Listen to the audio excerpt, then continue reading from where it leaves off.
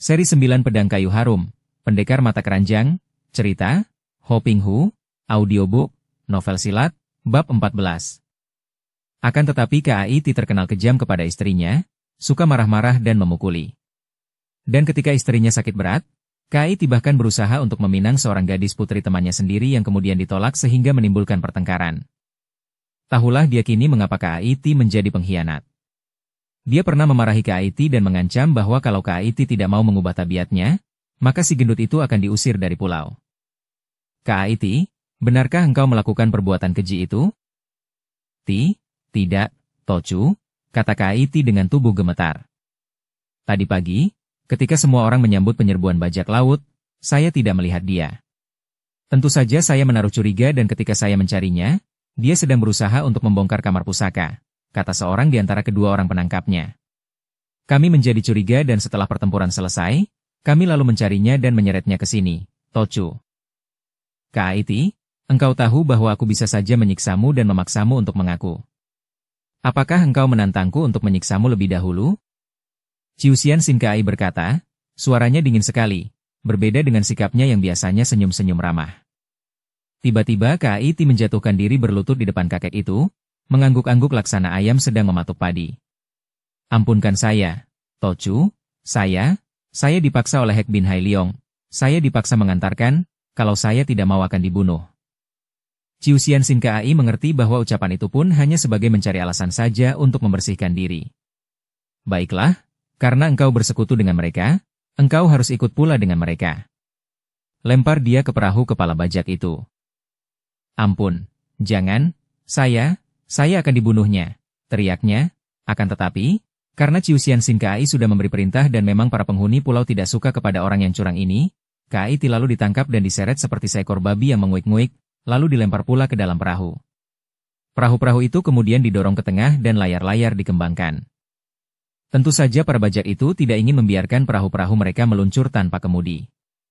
Mereka yang luka ringan lalu cepat-cepat mencoba untuk mengemudikan perahu-perahu mereka agar jangan sampai menabrak batu karang. Bersama seluruh penghuni Pulau Hiu, Hai Hai melihat 5 buah perahu itu bergerak dan menghindar dari batu-batu karang. Dia juga melihat betapa kepala bajak yang berjuluk Hek Bin Hai Leong itu sekarang telah sadar dan dia memaki-maki Kait yang dianggapnya menjadi biang keladi malapetaka itu karena memberi keterangan yang tidak benar. Kalau benar Ciusian Sinkai berada di pulau, tentu dia tak akan berani membawa teman-temannya menyerbu. Tetapi menurut keterangan Kait, majikan pulau tidak akan pulang dalam waktu 1-2 bulan lagi. Kait, anjing keparat, engkau telah menjerumuskan kami, bentak kepala bajak bermuka hitam itu. Tidak, aku tidak tahu bahwa hari ini Tochu akan pulang. Kait berkata dengan muka pucat dan kepala digeleng-gelengkan dengan keras. Keparat, engkau menjadi sebab kami semua celaka. Lempar dia keluar perahu. Tidak, jangan, Kait menjadi semakin ketakutan. Kemudian, melihat beberapa orang anak buah bajak yang luka ringan sudah bangkit dan menghampirinya, dia menyambar sebatang tombak yang menggeletak tidak jauh dari situ, lalu menodongkan senjata itu sambil mengancam. Kubunuh siapa yang hendak menjamahku. Akan tetapi 7 orang anak buah bajak itu pun sudah marah sekali kepadanya. Apalagi mereka juga memandang rendah si gendut pendek ini, maka mereka pun maju terus dan mengepungnya. Orang yang ketakutan dapat menjadi orang yang paling nekat dan kejam, maka demikian pula dengan keadaan Kait. Sebagai bekas anak buah Pulau Hiu, tentu saja dia pandai ilmu silat dan ketika melihat betapa para anak buah bajak itu tetap mengancamnya, dia segera mengeluarkan teriakan panjang lantas tubuhnya menubruk ke depan. Tombaknya cepat digerakkan. Cerap, tombak itu menancap di perut seorang di antara anak buah bajak laut sampai menembus ke punggungnya. Namun sayang baginya, saking takutnya, dia tadi menusuk terlampau kuat sehingga tombak itu menembus jauh dan ketika dia berusaha mencabutnya kembali, mata tombak itu terkait dan tidak dapat dicabutnya. Dia berusaha lagi dan berkutatan, akan tetapi tetap saja tombak itu sulit dicabut dan pada saat itu pula, 6 orang anak buah bajak sudah menyerangnya dan membuatnya tidak berdaya. Hujan pukulan diterimanya dan dia pun diseret lalu dilemparkan keluar perahu. Ikan-ikan hiu segera muncul dan menyergapnya. Hai Hai melihat betapa orang itu terbelalak lebar dan berusaha berenang cepat menjauhi ikan-ikan hiu yang langsung mengejarnya. Akan tetapi dari depan, kanan dan kiri muncul lagi puluhan ekor ikan hiu yang berukuran besar. Kemudian terdengar Kait menjerit-jerit bagai babi disembelih, akan tetapi ikan-ikan itu memperebutkannya, menyambar-nyambar dan darah pun membasahi air laut ketika tubuhnya yang cabik-cabik itu diseret ke bawah permukaan air. Lemparkan semua mayat keluar, kembali kepala bajak muka hitam memberi perintah. Anak buahnya yang terluka ringan memenuhi perintah ini dan mayat-mayat teman mereka segera dilemparkan keluar dari perahu. Kembali ikan-ikan hiu memperebutkan mangsa itu, badan mayat-mayat itu dicabik-cabik akan tetapi sekali ini tidak ada darah keluar. Hanya dalam waktu singkat saja, semua mayat telah lenyap dari permukaan air. Agaknya ikan-ikan hiu itu masih merasa kelaparan dan pesta pora itu menarik perhatian teman-teman mereka karena tempat itu kini menjadi penuh dengan ikan hiu besar-besar yang ratusan banyaknya, meluncur cepat di sekeliling 5 buah perahu hitam. Melihat itu, Hai-Hai bergidik penuh kengerian. Sukar baginya untuk menilai siapa yang lebih ganas dan kejam antara manusia dan ikan-ikan hiu itu. Brak, terdengar suara keras seperti ledakan. Tiba-tiba saja perahu pertama yang paling besar tergetar keras, kemudian perahu itu pun roboh miring. Ternyata perahu pertama itu melanggar batu karang dan pecah. Air masuk dengan cepat dan perahu itu pun terancam tenggelam. Anak buah bajak menjadi panik dan kembali terjadi perkelahian di antara mereka sendiri karena berebutan untuk menggunakan satu-satunya perahu dayung kecil yang berada di atas perahu yang sedang tenggelam itu. Karena diperebutkan, banyak di antara mereka yang roboh di dalam perkelahian ini dan akhirnya perahu kecil itu terlepas lalu jatuh ke air tanpa seorang pun yang berhasil menjadi penumpang. Akhirnya perahu besar itu tenggelam dan para anak buah bajak berlompatan ke air sambil berteriak ketakutan dan berusaha berenang menghindarkan diri dari jangkauan ikan-ikan hiu. Akan tetapi apa artinya kemampuan renang seorang manusia dibandingkan dengan kecepatan ikan hiu? Dalam sekejap saja, di bawah pekik-pekik mengerikan, ikan-ikan hiu itu berpesta dan kembali air menjadi merah, lebih merah daripada ketika KAIT menjadi mangsa pertama tadi. Kembali terdengar suara keras dan kini perahu kedua yang terguling, disusul perahu ketiga, kemudian terjadi kepanikan dan perkelahian yang mengerikan. Akan tetapi sekarang 2 perahu lainnya juga dilanda kepanikan, maka Hek bin Hailiong cepat berteriak. Mana penunjuk jalan? Suruh dia menunjukkan jalan yang aman bagi perahu-perahu kita. Dalam kepanikannya, kepala bajak ini sampai lupa bahwa tadi dia sendiri yang menyuruh penunjuk jalan satu-satunya, yaitu KAIT, dilempar keluar. Sesudah KAIT tidak ada lagi, siapakah yang akan mampu menunjukkan jalan aman? Berturut-turut 2 perahu lainnya juga melanggar karang. Maka terjadilah peristiwa yang sangat mengerikan, yang membuat Hai-Hai sendiri kadang-kadang harus menutup kedua matanya saking merasa ngeri melihat betapa orang-orang yang sudah terluka itu menjadi mangsa ikan-ikan hiu yang agaknya tidak mengenal puas dan kenyang itu. Teriakan paling keras terdengar ketika Hek bin Hailiong yang terpaksa harus meloncat ke air karena perahunya tenggelam, mencoba untuk mengamuk. Sebagai kepala bajak tentu saja dia pandai berenang, lantas dengan tenaganya yang kuat dia berhasil memukul 2-3 ekor ikan hiu. Akan tetapi jumlah ikan hiu amat banyak dan sesudah sebelah kakinya kena disambar ikan lantas tubuhnya diseret ke bawah. Perlawanan terhenti dan tubuhnya dicabik-cabik oleh ikan-ikan yang memperebutkannya. Penglihatan yang mengerikan ini terjadi dengan cepat, tidak sampai 2 jam dan habislah sudah seluruh bajak, baik yang sudah mati maupun yang tadi terluka. 50 orang lebih habis dilumat oleh ikan-ikan hiu yang masih terlihat berenang hilir mudik seolah-olah mengharapkan tambahan. Dan tak ada sepotong pun daging yang tersisa dari 50 lebih orang-orang tadi. Habis berikut pakaian dan sepatu mereka. Hai-Hai terpaksa berlari ke balik semak-semak dan membiarkan isi perutnya keluar. Dia muntah-muntah. Bukan hanya dia seorang, akan tetapi banyak pula di antara anak buah Pulau Hiu, terutama anak-anak perempuannya, muntah-muntah saking ngeri dan tegang, juga jijik menyaksikan peristiwa yang amat mengerikan itu. 7 orang anak buah Pulau Hiu yang tewas dalam penyerbuan itu lantas diperabukan, Ciusian Singkai melarang mereka dikubur. Pulau kita begini kecil, jika kita membiasakan diri mengubur orang-orang kita yang mati, sebentar saja pulau ini akan menjadi kuburan dan tidak ada sisanya lagi untuk kita yang masih hidup. Demikian katanya dan memang ucapan ini mengandung kebenaran, maka mayat-mayat itu pun dibakar dengan upacara sederhana. Suhu, kenapa Suhu demikian kejam terhadap para bajak itu? Hai-Hai yang sudah biasa bersikap terbuka kepada Ciusian Singkai, bertanya dengan nada suara mencela. Kakek itu tertawa. Hehehe, kejam? Hai-Hai. Apakah engkau dapat membayangkan bagaimana andai kata kita datang terlambat beberapa jam saja? Seluruh anak buahku ini akan habis dibantai, dan yang perempuan akan mereka larikan dan permainkan. Seluruh kekayaan yang berada di sini akan habis mereka bawa, dan segala yang terdapat di pulau ini, yang tidak dapat mereka bawa, pasti akan mereka bakar. Mereka itu jahat dan ganas melebihi binatang buas. Akan tetapi, haruskah mereka itu dihukum secara demikian kejam? Suhu, kembali Hai-Hai membantah. Dia masih bergidik membayangkan betapa orang-orang itu dipermainkan ikan-ikan hiu. Kembali kakek itu tersenyum. menghadapi orang-orang jahat memang ada kalanya tidak boleh mengenal belas kasihan. Engkau belum tahu mengenai kekejaman. Pendekar yang paling kejam terhadap orang-orang jahat, yang tak mengenal ampun dan bertangan baja menghukum dan membasmi orang-orang jahat, dijuluki orang pendekar sadis. Pendekar sadis? Ya, dan engkau akan bergidik jika melihat betapa dia menyiksa orang-orang jahat. Akan tetapi ia adalah seorang pendekar budiman dan berkepandaian tinggi sekali. Memang aku tidak pernah bertemu dengan dia, karena sudah lama sekali aku tidak pernah mencampuri urusan dunia dan dulu pun aku bergerak di sekitar pantai saja. Hanya pada waktu terjadi gelombang pemberontakan di daerah selatan, aku dengan rekan-rekan lainnya, termasuk Sitian Lama, turut mencampuri kemudian nama kami dikenal orang sebagai Patsian.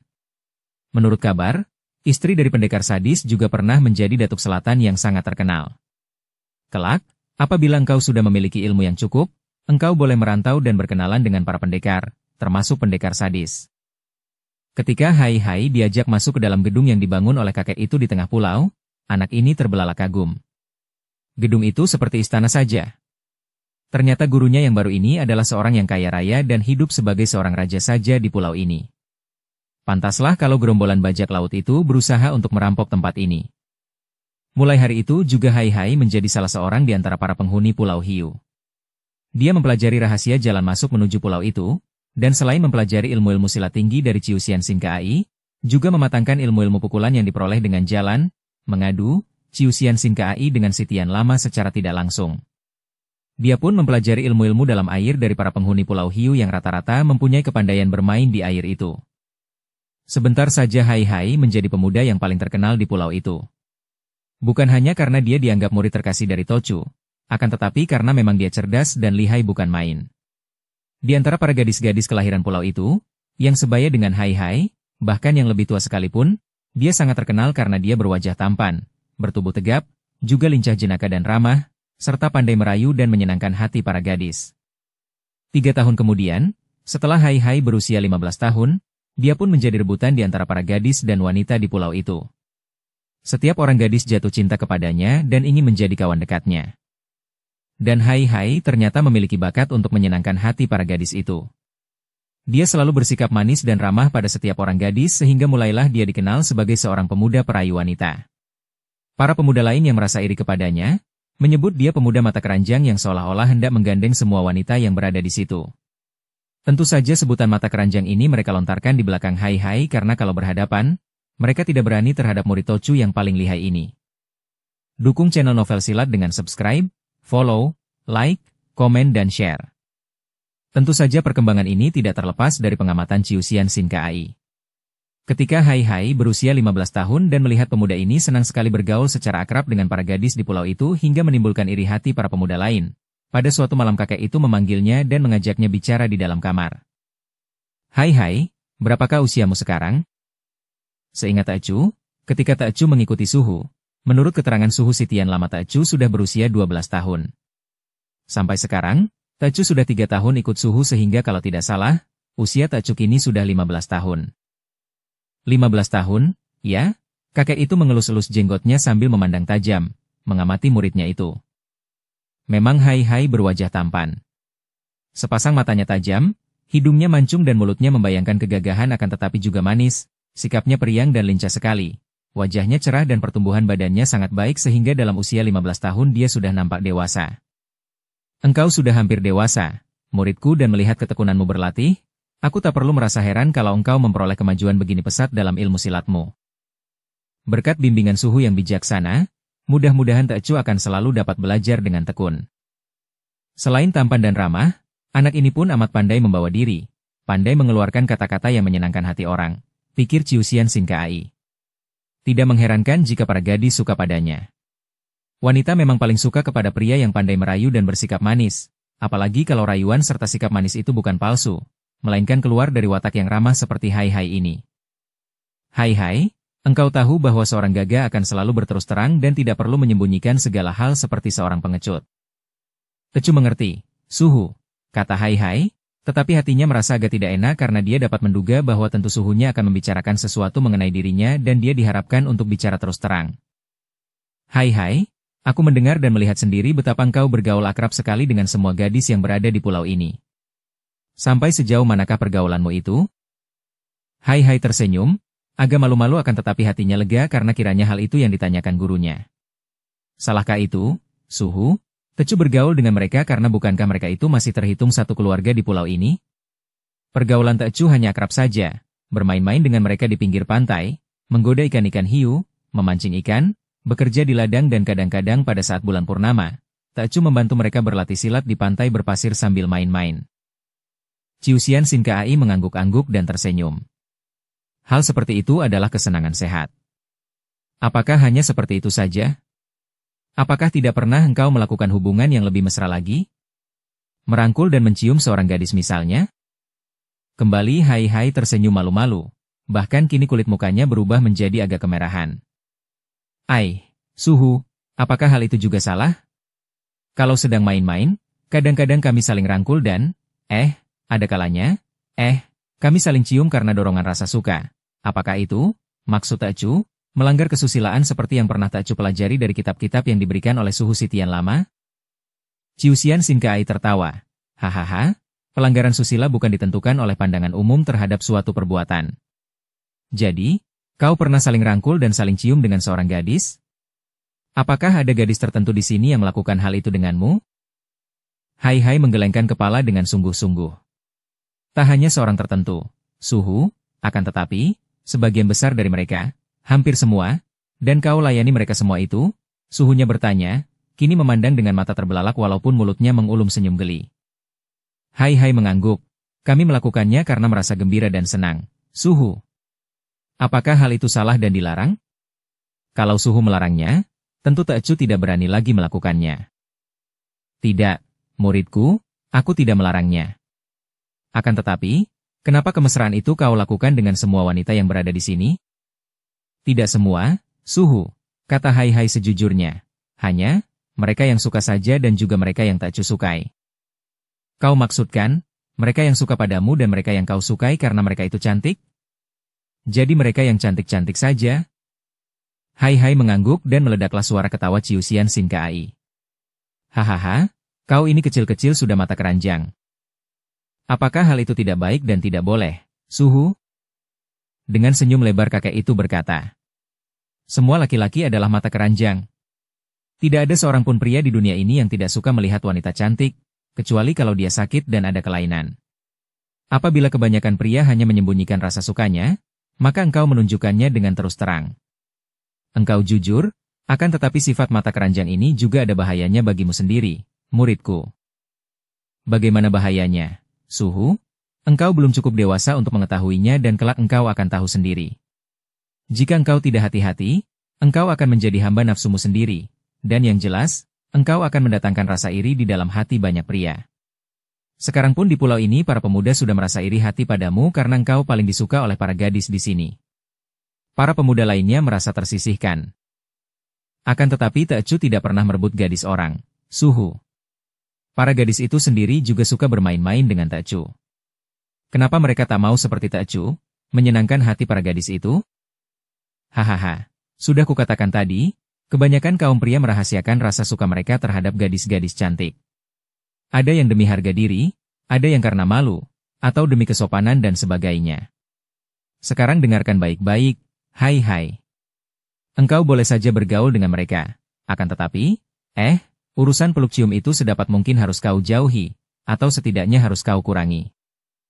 Kenapa, Suhu? Jahatkah itu? Salahkah dan kalau salah, kenapa? Kami sama-sama suka melakukannya dan tidak ada yang memaksa, tidak ada yang merugikan orang lain. Hush, kau belum mengerti. Permainan seperti itu berbahaya sekali. Wanita dan pria ibarat api dengan minyak, kalau terlalu berdekatan dapat saja terbakar habis-habisan. Tecu tidak mengerti, Suhu. Sudahlah, kelak engkau pun akan mengerti sendiri. Asal engkau selalu ingat saja semua percakapan kita ini, juga ingatlah selalu bahwa bermain-main yang terlalu akrab itu dapat mengobarkan api yang membakar, dapat menimbulkan nafsu dan amat membahayakan. Hanya lelaki dan perempuan yang sudah menjadi suami istri saja yang patut melakukan kemesraan itu karena di antara mereka tak ada batas-batas susila dan larangan-larangan, juga tidak terdapat bahaya, misalnya jika si wanita menjadi hamil akibat hubungan dengan pria yang menjadi suaminya. Hati Hai tertarik sekali. Belum pernah dia mendengar pelajaran tentang itu, dan yang diketahuinya secara sedikit-sedikit hanya kalau dia bercakap-cakap dengan para pemuda di pulau itu. Dia hanya tahu bahwa seorang pemuda dan seorang gadis bila mana sudah menikah akan mempunyai anak. Biarpun dengan malu-malu, para pemuda pernah pula menyentuh urusan hubungan seks di dalam percakapan mereka, akan tetapi percakapan itu sifatnya hanya kelakar saja dan dilakukan dengan malu-malu sehingga hanya berupa pengertian samar-samar saja. Dan harus diakui bahwa kalau ada seorang gadis manja yang suka bersentuhan dengannya, bahkan dia dan gadis itu saling rangkul leher atau pinggang, dan saling mencium dengan hidung menyentuh pipi, dagu atau leher, timbul gairah yang membuat dia kadang-kadang tergetar hebat. Akan tetapi dia tidak berani melakukan yang lebih dari itu, karena ada pengertian bahwa satu hal itu sama sekali merupakan pantangan yang tidak boleh dilanggar, karena dapat menyeret mereka ke dalam bahaya, yaitu kehamilan gadis itu. Suhu, Tacu ingin sekali mengetahui dengan jelas akan hubungan antara pria dan wanita. Mohon petunjuk Suhu agar Tacu tahu apa yang boleh dan tidak boleh Tacu lakukan, di mana letak bahaya-bahayanya. Kakek itu tersenyum dan mengangguk-angguk. Memang sudah tiba saatnya muridnya itu tahu akan segala urusan itu. Bagaimanapun juga, seorang manusia, tak peduli dia itu pria ataukah wanita, apabila sudah tiba waktunya tentu akan memasuki masa akil balik, usia dewasa di mana tubuh mereka menuntut kebutuhan seks. Kalau seseorang memasuki masa itu dengan mata terbuka, mengerti akan keadaan masa itu, maka dia tidak akan sesat jalan. Sebaliknya, kalau dibiarkan mendapatkan pengertian tentang hal itu secara liar di luaran, salah-salah bisa saja mendapat pengertian yang tidak sebagaimana mestinya. Hai, coba kau pergi ke Lian Butia, ruangan belajar silat, kemudian bawalah ke sini gambar tubuh manusia laki-laki dan perempuan yang menggambarkan jalan-jalan darah untuk latihan Tiam Hiat Hoat, ilmu menotop jalan darah, itu.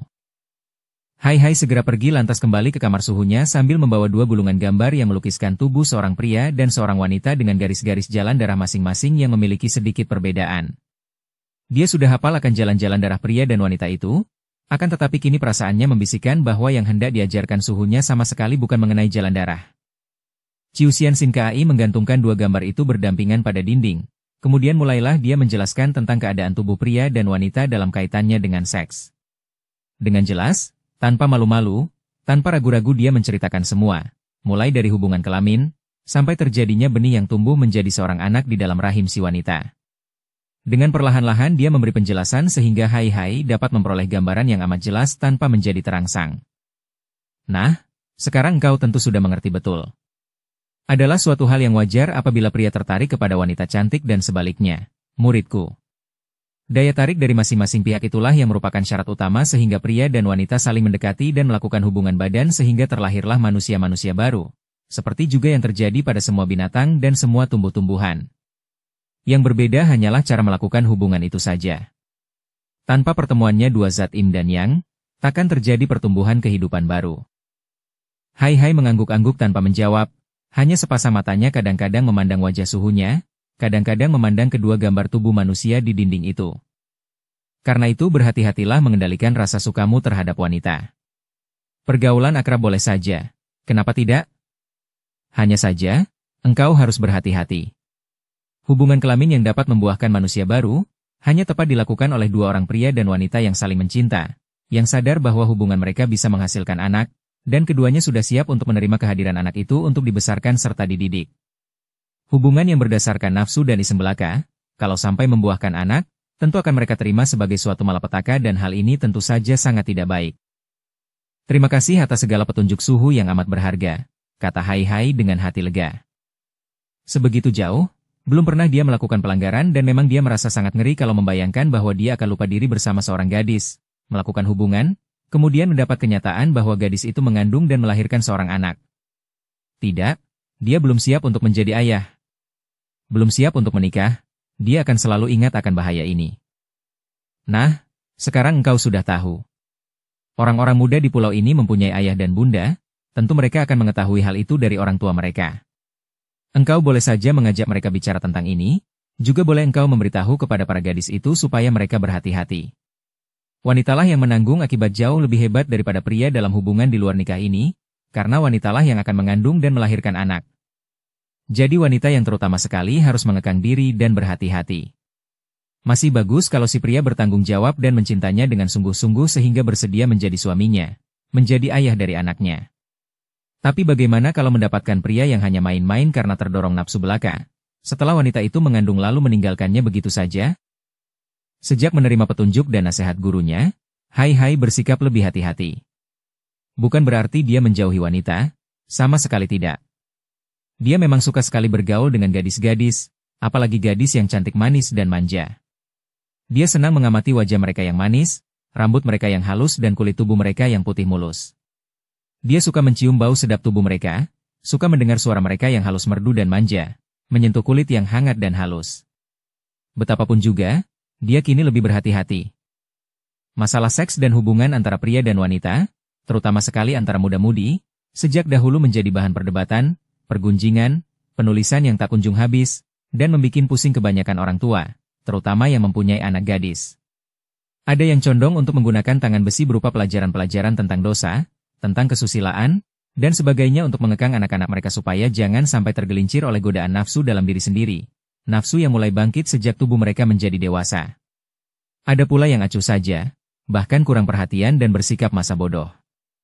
Akan tetapi kedua-duanya, jika sampai terjadi anak gadis mereka mengandung sebelum menikah, menjadi kelabakan, berduka, menyesal, marah-marah dan sebagainya lagi karena dorongan emosi yang timbul oleh perasaan dirugikan. Kini bukan zamannya lagi untuk mengekang dengan jalan kekerasan seperti mengurung seorang gadis dalam kamarnya atau dalam rumah saja. Akan tetapi bukan suatu sikap yang baik dari orang tua jika membiarkan seorang gadis begitu saja dalam kebebasan dalam keadaan yang kurang kuat sehingga dia mudah tergoda dan tergelincir. Lalu apa yang harus dilakukan orang tua menghadapi pergaulan yang makin modern dan bebas dari anak-anaknya? Orang tua yang mempunyai anak laki-laki khawatir kalau anak mereka menghamili seorang gadis sehingga terpaksa mereka harus mengambil gadis itu sebagai mantu.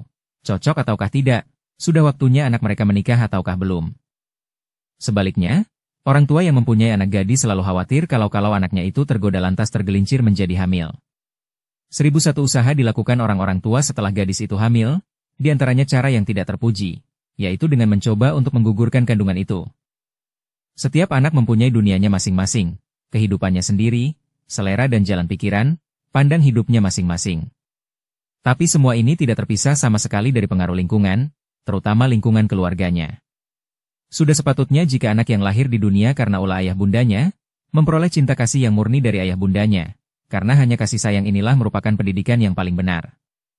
Dengan adanya kasih sayang, hubungan antara anak dan orang tua menjadi akrab, dan keakraban ini yang membuat si anak menjadikan orang tuanya sebagai sumber segala pertanyaan, sumber segala perlindungan. Dengan dasar cinta kasih, anak akan menerima keterangan-keterangan mengenai kehidupan dari orang tuanya sehingga sejak kecil akan memiliki dasar yang kuat, tidak pernah merasa terkekang dan merasa bebas, dan selalu bertanggung jawab akan segala perbuatan yang dilakukannya sendiri. Rasa tanggung jawab ini akan meniadakan penyesalan atas segala suatu perbuatan yang dilakukannya. Apalagi kalau tidak ada tuntutan dari orang tua yang merasa dirugikan, merasa dicemarkan namanya, dan sebagainya lagi, tuntutan-tuntutan dan kemarahan-kemarahan atau kedukaan-kedukaan orang tua yang kesemuanya hanya bersumber dari rasa keakuan si orang tua yang merasa terganggu dan dirugikan. Namun kasih sayang melenyapkan sifat-sifat seperti itu. Kalau sejak kecil seorang anak mendapat cinta kasih, maka anak akan memasuki kehidupan dalam masa apapun juga dengan mata terbuka dan jiwa bebas. Jiwanya tidak terkekang, tidak tertekan, terbuka dan tidak dihantui kesalahan ini dan itu yang membuatnya menjadi pengecut dan tidak berani mempertanggungjawabkan segala akibat daripada perbuatannya sendiri. Orang tua yang sungguh-sungguh mencintai anak-anaknya, tidak pernah merasa khawatir anaknya akan melakukan hal-hal yang dianggapnya tidak patut tentu saja dasarnya takut kalau si anak mencemarkan nama dan kehormatan orang tua. Dengan dasar cinta kasih murni, maka tiada persoalan yang tak dapat diatasi atau dipecahkan, tak ada persoalan yang menimbulkan amarah, duka ataupun penyesalan. Cinta kasih bersinar terang dan cahayanya mengusir segala kegelapan pikiran, mencuci segala yang tadinya dianggap kotor. Sejak memperoleh keterangan suhunya, Hai Hai menjadi lebih dewasa dalam sikapnya, biarpun kesukaannya terhadap gadis-gadis cantik tak pernah berkurang, bahkan semakin hebat, seperti juga kesukaannya terhadap bunga-bunga, terhadap segala sesuatu yang indah, makin meningkat. Anak ini memang berjiwa romantis, karena itu tidaklah aneh kalau pemuda di Pulau Hiu menjulukinya pendekar mata keranjang. Julukan pendekar karena memang ilmu silatnya makin meningkat dan semakin hebat, dan mata keranjang karena setiap kali dia bertemu dengan seorang wanita cantik maka sepasang matanya selalu bersinar-sinar dan bibirnya tersenyum-senyum, wajahnya menjadi semakin cerah. Ciusian Sin Kai yang hanya memiliki waktu 5 tahun, sengaja mengajarkan semua ilmu simpanan yang paling tinggi sehingga walaupun pemuda itu hanya belajar selama 5 tahun lamanya, boleh dibilang sudah mewarisi seluruh ilmunya, karena telah menyelami dasar-dasar dan melatih ilmu-ilmu yang paling tinggi dan pilihan. Bahkan Hai Hai belajar pula meniup suling dengan pengerahan hikang untuk menyerang lawan, Di samping juga memainkan suling itu sebagai sebatang pedang. Bersambung ke bab 15. Dukung kami dengan subscribe, follow, like, komen dan share. Terima kasih.